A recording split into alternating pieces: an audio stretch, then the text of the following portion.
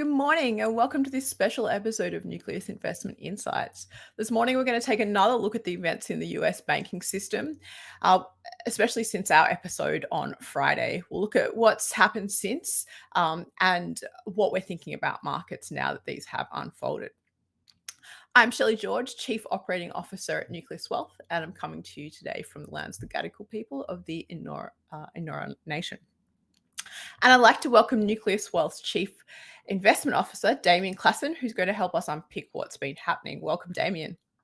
Hi, Shelley. So before we get started, I just want to make sure that all our listeners know that Nucleus Wealth is an active and passive investment management company that produces these webinars and podcasts for people to understand how we're positioning our active investment options. Now that I've got that out of the way, Damien, let's get into it. So we had a pretty eventful weekend and first trading day of the week. Do you want to recap what's happened since our show on Friday? Yeah, sure. So I think the biggest thing to focus on. So we spent Friday talking about the vulnerabilities in terms of the US banking sector and what the issues were. Now, basically from our show, what effectively happened really with Silicon Valley Bank is that you had basically a bank run. So they had a lot of depositors who were all tech firms. The tech firms, I think they had something like $40-something billion tried to be withdrawn, and the tech firms were effectively tweeting and saying, "Hey, I'm getting my money out of SVB Bank," and so other ones were saying the same thing, then the sorry, that's had a child walk past me in the background. So that's happened, and then we had to have the FDIC had to step in to make sure that actually step in and guarantee the assets for depositors. Now, one of the key things, though, I guess different this time around to what we saw in the financial crisis was they didn't guarantee the bank loans. And so, if you think about a bank, effectively, you've got all these a whole bunch of different tiers. So it starts from your equity holders, and then there's like various forms of sort of intermediate types of debt.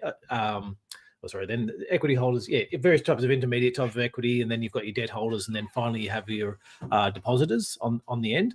And so the issue with the depositors is that they're the ones that sort of make sense to get their money back. They've put their money in. They haven't put their money into the bank looking to make a return on the bank itself and the risks within the bank. They've not as much as others, I guess. And so there is some I guess moral reason to sort of give the depositors their money back. There's probably a bigger moral reason though, is that the concern is this was going to spread for all the reasons we spoke about, and the issues within that whole sort of regional banking sector. Is Can we just pause there? Sorry. Yeah, sure. You can make the issue about the banking sector, but I really want to talk about this run on banks because it's actually quite significant, especially how regulators have changed their view on it over the last 20 or so years. So sorry, over to you on that point on regional banks. Let's talk about runs on banks because that's what we have, right? That's what has happened. We've got Exactly. a run on Silicon Valley Bank, and the thing about runs on banks is that they have a flow-on effect, right? When one goes, then it's a domino.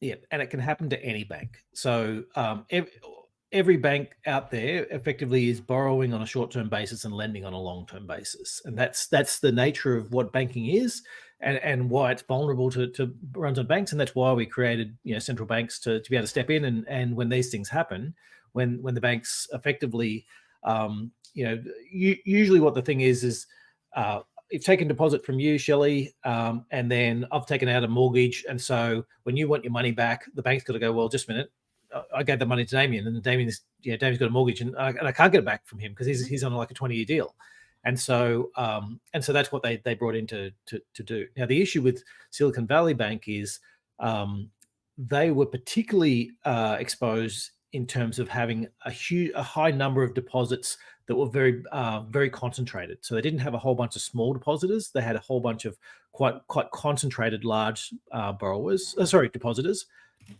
And quite possibly there was, a certain amount of, that they've been out chasing those depositors and possibly they were paying higher rates than what they what you might have seen elsewhere. So the depositors weren't as valuable. Like it's valuable to have millions of very small depositors who each one of them need to make a decision to take their money out. And to be honest, most of them don't really care that much or follow the news. And so if something happens, it's not like they're all likely to do it en masse. Whereas if you've got a small amount, you've got 100 people with billions of dollars each or hundreds of millions of dollars each, and they're all live on Twitter, tweeting to each other, "Hey, I just pulled all my money out of Silicon Valley Bank," and the next one's got to, Well, apparently it was even like greater than that. I was reading that they'd all been on a ski trip with the Silicon Valley, like all the CFOs of their major depositors had been on a ski trip 1 or 2 weeks beforehand, and so they were all like had each other's SMS numbers and were texting each other, "Oh, you're going to stay? Are you going to leave?" And yeah. And created that panic. So I mean, the question is, can we see that elsewhere? So and effectively, what the Fed and the FDIC in the US have done by stepping in and guaranteeing the depositors is put a stop to that in terms of the worry about the onflow. Now, that doesn't mean there's not other issues though, because there are.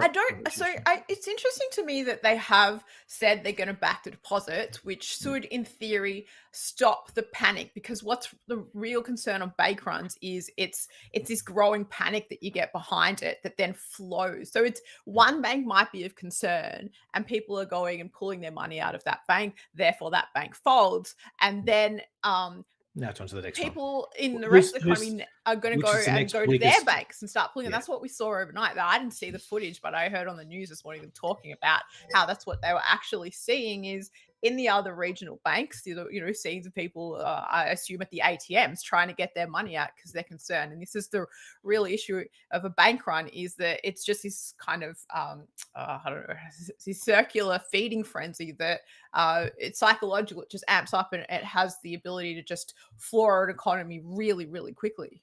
Yes, exactly. So, okay. So let's say at the moment it looks like, that the issue of bank runs is probably off the table. Like they stepped in to do those. Okay, so what does it actually mean though? And actually, sorry, before we get onto that as well, before we get off bank runs, I just want to pick up the irony that a lot of the banks, a lot of these depositors in these banks, this one and also the other New York one that went down, a lot of them the crypto funds who basically raised money and put it in whatever, and it's the irony of the crypto people who are basically trying to destroy the financial system or disintermediate the financial system, needing bailouts in order to keep their money is sort of, it's basically a reminder that the system they're trying to create doesn't have a central bank, and so a lot of these crypto funds they're absolutely at risk of these exact same runs. So yes. I think the other thing I just wanted to mention on this point of bank runs that we've talked about before is your point about how central banks, I don't know, for me, the last time I can remember bank run was Greece, would have been 2010, 11-ish. I don't know. It was after the GFC when Europe became a problem. And so, yeah, what you said is that it's something that central banks or regulators now know to step really quickly and to avoid and to stop, because it's so destabilizing to not just to the economy, but to the population. Yeah, but I think though it's probably safe to say that's not a completely new finding. Like I think there are that the central banks have been around for a long time and basically were formed to stop bank runs. So that part, it's the question is always about how much do you the question is always about how much do you actually support? So do you support the equity holders as well? Do you support the bond holders? And once you start getting into the bond holders, is it the bottom tier, the next tier, the next tier, the next tier? And so and there's there's talk about bail-ins and all these things like that. So basically saying can we take various tranches? And so the moral hazard for me really came in the financial crisis, where it was basically saying to so depositors are one thing. But saying to somebody who's actually lent money to a bank, saying, I have given this, I've taken $100 million and given them a loan of my money. So it's a different contract. It's not a deposit. It's a loan that I'm giving to this bank because I think this bank is stable. And then the bank blowing up all the money and me turning around saying, oh, please, can I have my $100 back because, I made a mistake. And that's the part where the moral hazard for me really came from, because if once you start doing that, it basically, well, there's no, what's the risk of lending? There's no, Yeah. you can see Well, that the government should be doing it. If that's what they're going to do, then yeah, they shouldn't be public companies. But yeah, I just want to clarify one point. Sorry. I think you said that they're only insuring the depositors, so the equity holders and the bond holders are still at risk. Is that right? Because I heard yes. someone this morning saying it's time to buy the regional banks. Right. Now, okay, so this is the thing for other banks. So effectively what you've done is, okay, you're not supporting the banks that have just gone down. Okay. Now the Okay, they're question is gone. what, yeah, so if you're an equity holder there, now the question is for other banks is the question about saying, now if you're a holder in these ones, you now the risk of a bank run is I don't know, a massive factor less than what it was 3 days ago. Yeah. Okay. And so if this bank traded down 20% because there's a sort of maybe this one does have all the vulnerabilities we spoke about on Thursday, and maybe this bank could be one of the next ones, and it's traded down 20%. It's like, well, okay, well now there's the risk of a bank run is less. There's probably a pop in those shares. But the flip side is and this is the part I guess I wanted to highlight is, has things changed? How's the rest of the world changed for this? What's this going to do to the rest of the macro economy and things like that? And that's the key part for investors going forward. All right. Because sorry, is there anything else? Questions. We have a Yep. few questions. Do you want to answer them before you get into that? Is Or there something on after? the banking run? If there's something on the banking runs, then let's talk about that. No, Otherwise, we've got oil, the Fed, and hedging at signature. So do you want to save them for a bit later? yeah, let's do that. Okay. Because Let's get into the implications. yeah, because I think that's probably going to color and possibly answer a few of these questions as well. So the issue now is, okay, we've spoken for a while about the Fed being here raising rates until they break something. Okay, and that's and here we go, we've broken something, and arguably we've already broken a few different things. There was some hedge funds last year, Archegos and some other ones that ran into troubles. There was Credit Suisse had some problems. We had the whole the whole UK bond market. Now this is the next one that's been broken, and so they do look relatively idiosyncratic, like that. Special things about this. There's certainly weaknesses in the whole sector, but as we spoke about Thursday, there are some idiosyncratic things that made these ones much more vulnerable. Do you think they're getting bigger? Credit Suisse is pretty big. US gilts is pretty big. Sorry, what? I mean, Credit Suisse was. I thought that was only talk of issues as opposed to like actually breaking. Well, that had some losses. And the question about how widespread was it, big enough to but I think there's an issue about saying so they've all been pretty big, but the question is, have they been are they solvable problems? And to date, yes, they're solvable problems in that you have a banking run, you step in and do what you usually do for a banking run. So where was I getting to with this? Was that we're talking about the effects. Okay, so we're about to break. We're talking about breaking things. So if the Fed keeps raising rates, look, they're going to break more things. The jobs data was running really hot. The latest one, a lot of people talking about whether the Fed was going to go 50 basis points at the next meeting.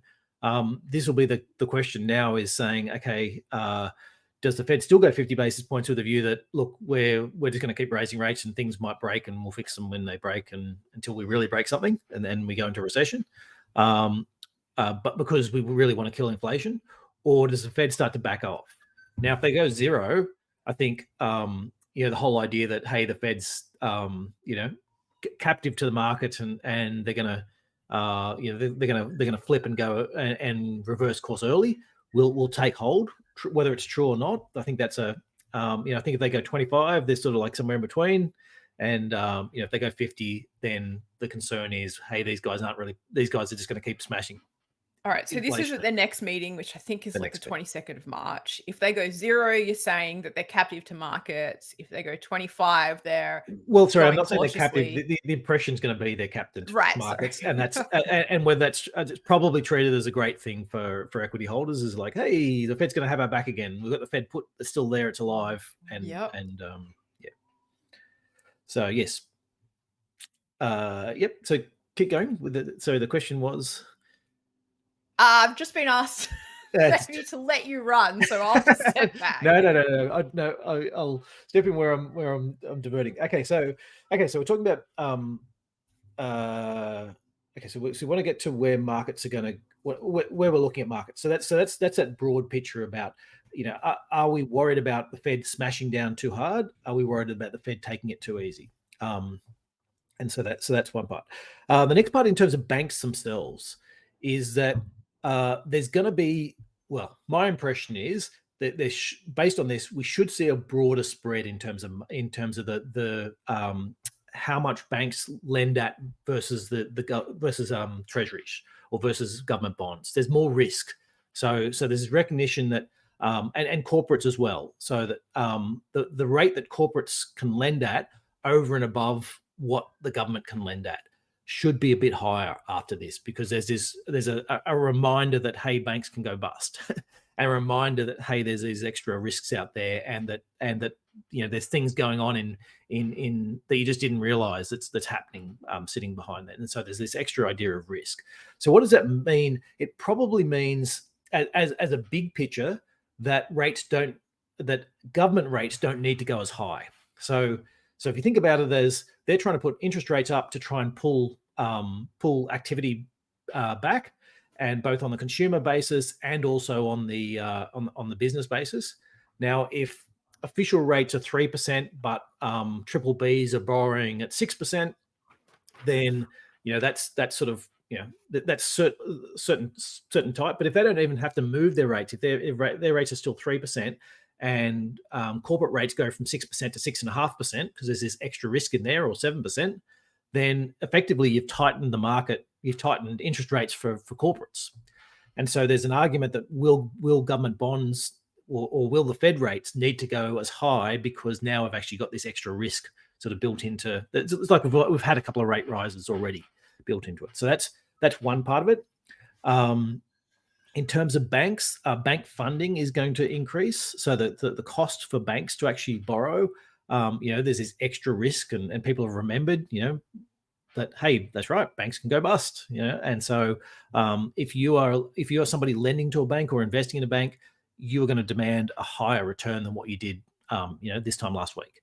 So what does that mean for banks? Well, it means banks are going to have to put up their rates even further to make they make a spread on the difference. So it's the same argument that, look, the actual rate felt by people out there is going to be higher.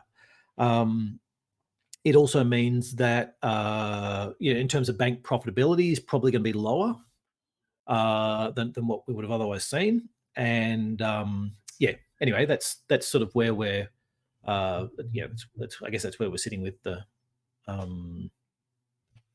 with the big macro outlook. And so I guess the argument is rates are lower than what you would have otherwise thought this time last week, whatever your terminal rate was. It should be that little bit lower. And then the question is, the real question is watching and seeing, okay, what's next? What's going to break next? So it's I mean, it might be another regional bank. I guess my guess would be probably won't be. It's probably going to be somewhere else. And so a lot of this is about uncovering people that have come out with business models designed for a different era. And SVB, the Silicon Valley Bank in particular, was an extreme case of very short term and concentrated depositors and very long term loans. And so And we have had such an extended period of low interest rates. One of the comments I heard this morning was that SVB was born at the beginning of the bond boom and ended at the end of it. I was like, I don't know when it started, but it was an interesting comment. Yeah. So I think the thing, it's a question of, if you've grown up in an era of a particular type of market, then it's hard to imagine something different. And we're talking about this, the dominant factor for the last 15 years has been buy the dip. If markets go down, you buy it. and if markets and eventually the Fed or someone steps in or whatever goes wrong, governments will throw money at it if it's a pandemic, and so basically any sign of weakness, you just buy it, and eventually, it comes back, or not even eventually. Sometimes you got to wait like a whole month or two before it comes back. And so 15 years, so anyone who started, in their early 20s is probably in their late 30s now in the markets, and and that's me. I don't know anything other than that. Buy the dip, and so there's a lot of people who are quite senior at investment companies, and quite senior at investment banks and brokers and all these types of things, whose whole perception is you buy the dip. And so maybe they'll be right. Maybe governments and central banks will step in and save everything that goes, but the risk is something bigger breaks, and as I said, it might be another bank, but my bet is it'll be somewhere else that we see the pressures. I wanted to drill down a little bit on this point of something else breaking, because I think you made a comment a little bit before about the Fed maybe they'll keep going until they really break something. And so we have two banks that no longer exist. I wanted to know what, or that have gone bankrupt. I wanted to know what really breaking something might look like. Well, and arguably they broke the UK bond market as well, which is a pretty It felt pretty like big more of bond a market. fracture. It healed pretty quickly. Yeah. Well, look. So I guess you're asking what's next, and the answer is, look, I don't know. Nobody knows. No, I'm not asking what's next. I'm asking, is you when you said they might really break something, the impression seemed to be that they haven't yet really broken something. So what does really breaking something look like if these don't count?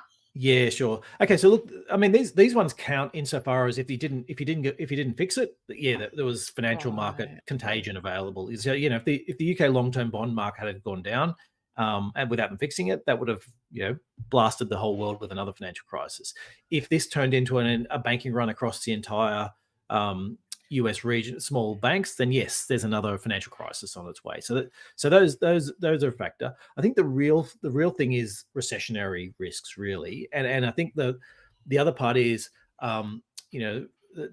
monetary policy takes a long time. So you raise interest rates a year ago, there are effects just flowing through today from that still. And a lot of companies in particular borrow on longer term rates. So the average loans from them are 3 years or often more, and so that as they roll off and get on to much higher rates, that's where we start to see these problems will arise. And so the problems we're seeing now are because of stuff we did over the last year, and potentially up to a year ago or more. So the next thing, I guess, the problem comes, the most likely scenario in my view is, yes, we start to head into recession. The Fed starts going, hey, this looks a bit concerning. Looks like a recession. All these things are pulling back. Oh my God, yes, it is. It's actually a much bigger downturn than what we thought. Let's reverse. And then they're going, okay, great, reverse. Now you got to wait 12 months for that to actually flow through. And so that's where the danger is.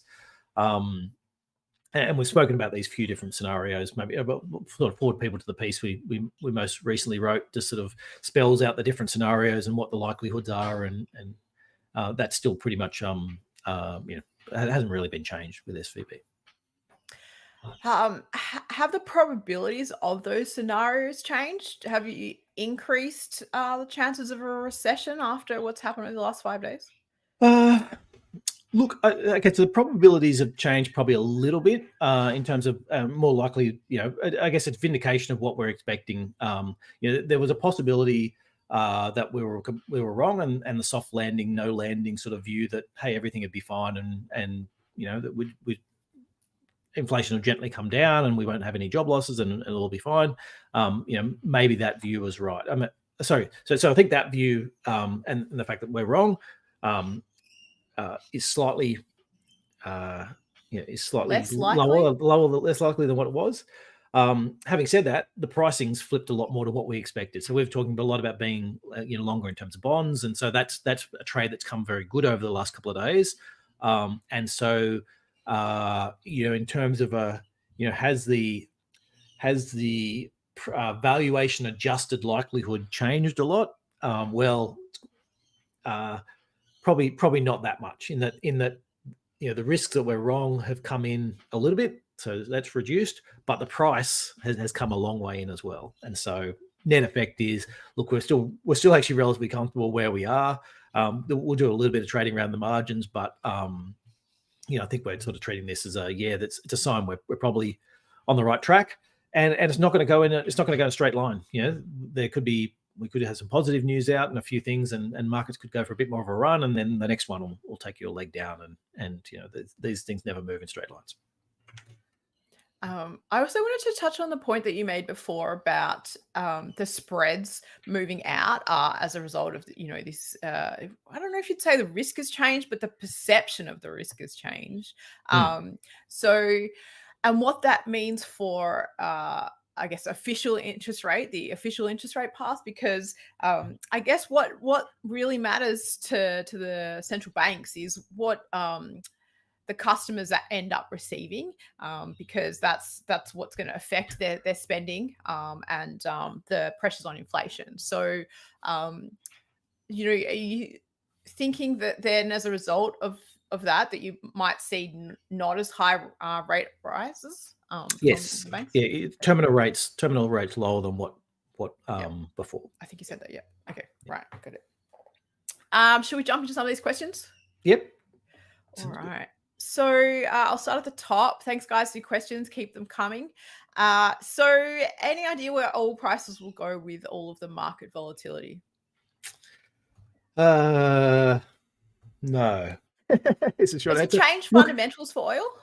No, it doesn't change fundamentals for oil. The question is, in the end, for oil, the issue is that it doesn't shut down or start up quickly. And if we're going into a recession, then demand will fall. Supply doesn't change quickly, but demand usually doesn't change quickly, but then every now and again it can. And so if we go into a recession, then demand falls, quite dramatically, and prices need to fall to follow it. But oil's it's trading on sentiment. I think it's largely around recession risks, which recession risks on Friday or the weekend before the bailout were probably higher than now. So, but is a recession risk higher this week than what it was this time last week? Yeah, it probably is. There's probably, in terms of perception, at least, the perception that I think the no landing / soft landing crew have probably lost a few members in terms of after seeing, I think it's the second largest bank recapitalization ever. Yeah, right. Was that the SVB one? Yes. But didn't actually go ahead, right? It failed. Yeah, it's the second largest sort of ever in terms of the US. So I guess that in terms of being taken over by the FDIC, that is, I guess what I'm saying is that is a big enough indication that a soft landing is less likely than what people might have thought a week ago. Thanks. All right. There's a comment here about startups and cash burn that triggered something that I wanted to ask, which was, what about the startup sector and the tech sector? Has it changed your view on that at all? I mean, Nasdaq was one of the stronger indices overnight, I think. Yeah. Look, I think the fear for obviously was that if you're investing in a startup, was like, okay, I've given them this startup, they're burning $200 million a year, they've got $1 billion, they've got plenty of time, they've got 5 years. Yes, they can't really raise money at the moment, but they've got a 5-year runway, they'll be fine. Whereas like, oh, just a minute, maybe they've lost half their money because they had it all invested with SVB Bank. So I think that was more of a risk mitigation around that. I guess the question is, do you want to be owning high growth stocks if we're going into a recession? You probably don't. They're the ones that are going to suffer more. And if you're in a company that needs funding, and funding in the next sort of year or two in particular, then it's probably going to be harder. You'd want your startup to have a few years of a runway before they're going to need to come back to the market, just in case markets are still down. Otherwise, you're getting diluted. Sorry. Startups don't necessarily always carry 5 years of cash burn. No. That seems more unusual than usual to me. I think it's more like a 6 to 24 to maybe 18 months. Yeah. Well, yeah. I think there's I mean, I guess depends on where you are. I guess if you've got a startup and you're sort of in the phase where you're like, yeah, okay, I think I think they've got another 18 months worth of cash burn, and then the cash turns positive, and they'll be all fine, and maybe there's another leg of growth they need to borrow money for, and they can delay it a bit. It's not like a life-changing event. In 18 months' time, if we don't have the cash, we're going under. They're the ones which you got to be concerned about at the moment. Whereas if it's like, okay, they can just pull back on their spending plans or do whatever and last for 2 or 3 years, you're like, okay, I'd prefer to be in those ones than the people who absolutely positively need cash. And so, yeah. All right. Thank you. So question about the hedging and the derivative positions of these banks that have gone under. I haven't read much about it, but the question is particularly is in respect to Signature. Do we have concerns there? Oh, look, people are going to make mistakes. Absolutely. I mean, it's concerns over other banks. There will be other banks who've stuffed up their hedging. Absolutely. And I guess the question is, I guess the issue is, in ordinary times, you stuff up your hedging, you lose a few percent here or there. When rates have moved so quickly and you've stuffed your hedging up, or you forgot to do your hedging, or you decided that it wasn't worth putting on, or whatever the case is, and it can be a company changing event in terms of, okay, does the company survive or not? And so, so I guess that's the danger that's sort of lurking now within our financial system, or not even now. We've known that for the last 18 months, is that when you raise rates really quickly and at fastest rate ever, people who haven't been doing the hedging the right way, or haven't been, arguably that was a lot of what Silicon Valley Bank as well. If they had to hedge their rates, even just taken away some of the tail risk, they wouldn't have been in this problem. And so that's, am I concerned that something will break? Yeah, absolutely. I think there's a pretty good chance that the next thing that breaks will be something. Next big thing that breaks will be someone who's got their hedging wrong, or put in the wrong direction, or made a bet that that didn't come off. And from a counterparty perspective, because that was obviously very problematic in the GFC. They have certainly evolved away from, my understanding is, to as much as they can, with mark to marketing and that sort of thing on these things. Yeah, look, my bet on the counterparty side is that that won't be the issue. Like, I could be wrong on this, so I'm not going to say this is 100%, but usually what we got wrong last time is not what we'll get wrong this time. And so I think certainly in terms of Lehman Brothers, everyone's got their own sort of post-mortem. But I think some say they should never let the thing go down at all, but I think that there's a relatively broad consensus that it should have been managed. They maybe putting it down was the right thing to do, but in terms of managing the counterparty risk, that was the key thing that they need to make sure next time around is not allowed to push so far that it starts to threaten the system. And so my bet is that regulators are hyper vigilant on the whole counterparty, and that whatever solution they come up with in terms of, yes, these guys are going to go down, is that it'll be about managing that counterparty risk so that that's not the thing that blows up the system. But they can get it wrong. So, all right, we'll see. Next one, really good one, I think. I wanted to make this point earlier. Would the Fed really pivot now and risk more inflation just to prop up banks that took too much risk? So obviously we're talking about, these people now in management that have never seen anything but that Fed put. But that was in markets where there was no inflation. Yeah. So, okay. So there's a should they and will they, and there's a whole bunch of different things. Now, I don't have any special insights into the Fed. Look, I don't think they will, but I'm not. I wouldn't base my whole investment opinion around the view about whether the Fed's going to do something or not do something. Like I said, I'm not going to. I wouldn't be betting everything on, yes, the Fed's going to do this, or the Fed's not going to do this. So, we need to be open to the view they could be. They could be anywhere in that spectrum. But I do think this next meeting is going to be very telling in terms of if they do, if they did go say zero, if they just went, look, things are a bit concerning, we're not quite sure what's going on, let's just go zero and see what happens. I think the market would read that as that the Fed's turned, rightly or wrongly. The market would read that as hey, the Fed's turned, they're gonna fold, the Fed puts there. Now, is that a likely scenario? I don't think so. I think they probably will keep raising rates, but the question about should they? I think they've already done enough. I think they could. I think we've built in enough interest rate rises, and there's long and variable lags, and they're going to do enough. But that's not my view on that. Doesn't push the Fed. And I think watching what the Fed does at the next meeting will be very telling in terms of that idea that, as you said, should they be there to stamp out inflation? That what they've been saying all along is they're going to stamp out inflation. And if they're true to their word, they'll go another 50 because the jobs report, based on what they've said and their criteria, probably is justified for another 50 from their thinking, not from my thinking, but from their thinking. Yeah. All right, thank you. In your view, does this pause Fed rate hikes and also the RBA? If so, can rates be paused when they're still so high? Well, look, I think the main thing just to remember is that they can pause, but we're still seeing the effects from all the prior rate rises are still hitting us. So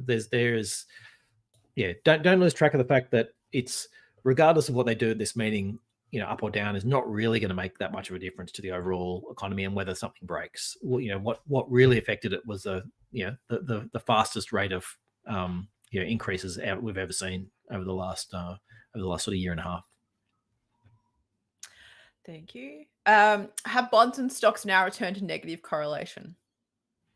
Well, they have on a 3-day basis, but I wouldn't look. I'm expecting that that will be the case. Now, this is an important point, I guess, in terms of timing, in terms of investment timing. So there's two ways to look at this. One is that you go, okay, the sequence of events plays out is we start to go into recession, company earnings start to weaken, stocks fall, bond prices rise, and yields fall, and in expectation that the Fed's going to start cutting rates, and then the Fed starts cutting rates, and then you flip back the other way. So you're buying bonds now with a view that stocks will fall on weaker earnings, and bonds will go up, which is sort of effectively what we've seen over the last few days. But that's your investment thesis for the next 6 to 12 months, and then at some stage you're then flipping out of bonds back into stocks, as the bonds sort of bottoming and stocks rising. Now that's the ideal scenario for us.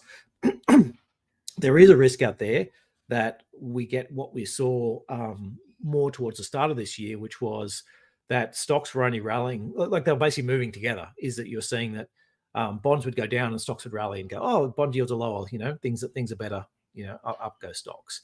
And so the danger is that the bond prices don't really move until stock prices fall a little bit, and then by the time bonds start falling, stocks are already rising, and so you've got to flip from one to the other. You sort of lose the chance, to flip from one to the other. I don't think that's going to happen, but it's probably the biggest risk to our view that we're sort of thinking about and considering in terms of how we position portfolios. Thank you. A couple more thoughts on this week's US CPI numbers with a market that is walking on eggshells. Yeah. Well, that's your other color. So look, I think there's I think if you had a particularly high inflation number, that's going to be quite concerning for the markets if they feel that the Fed's going to have to go again. And the flip side is, if you've got a particularly low read, then maybe there's some more thoughts that the Fed could pause or at least go a lower number to help take the pressure off the Fed from feeling like they have to raise rates really quickly. So look, I think in the end, for one read as well, we sort of had a read 2 months ago in the US CPI that was basically saying, inflation's really coming off. And then last month's was like, there's a bunch, it's still coming off, but there was a bunch of quite weird measures in there.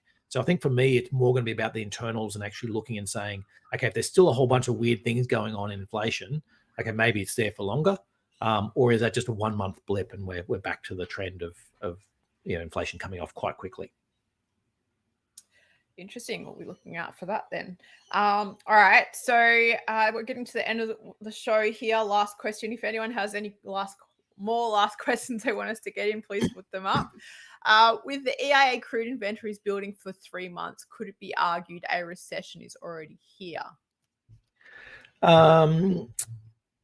Look,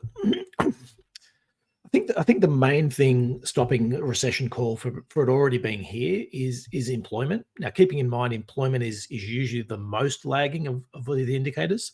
So I think within manufacturing sectors, you could argue there's a recession, already here. The question is, is it broad enough for the entire economy? I think that'll, the official definition will come down to employment, but I think, it's a question about which sectors are and how those are all sort of all adding up together to give you the overall one. But yeah, we're quite negative in terms of the whole manufacturing sector in particular. We think is in recession, and then the question about is really the services sector that's been holding it up. All right, thank you. All right, so Damien, we are live this Thursday at 12:30, as we always are. Do you want to let people know what to look forward to then? Yeah, so going into looking into the sectors and which of the sectors that you should be owning in terms of looking at cycles and where performance and how you can get exposure. Which sectors are going to give you the best exposure based on your investment view. If you're expecting things we spoke about the different options we've got, scenarios. Yep. So at one end we're talking about the no landing view and the soft landing, and the other end you're talking about quite a deep recession is about, okay, which of the sectors and where should you be positioning depending upon where your view is within that, and with a particular view as well, looking at some of the pricing so that you can say, well, there's one thing to say, okay, I think we're headed into recession and this sector's going to do the best, but if that sector's already horrendously expensive, then you need to match that with your views and go, okay, well, I won't buy as much of that as I thought unless the pricing comes back. All right, great. Look forward to that one with Sam back in the hot seat. So thanks so much to everyone who's listening live and for your questions. Really appreciate those. If you'd like to see us live more, give us some comments and likes. And as always, subscribe so you can find out when we might be going live out of schedule. Thank you all and have a great day. Thanks also to Damien for your thoughts and your time. Thanks, Shelley. See you in the next one.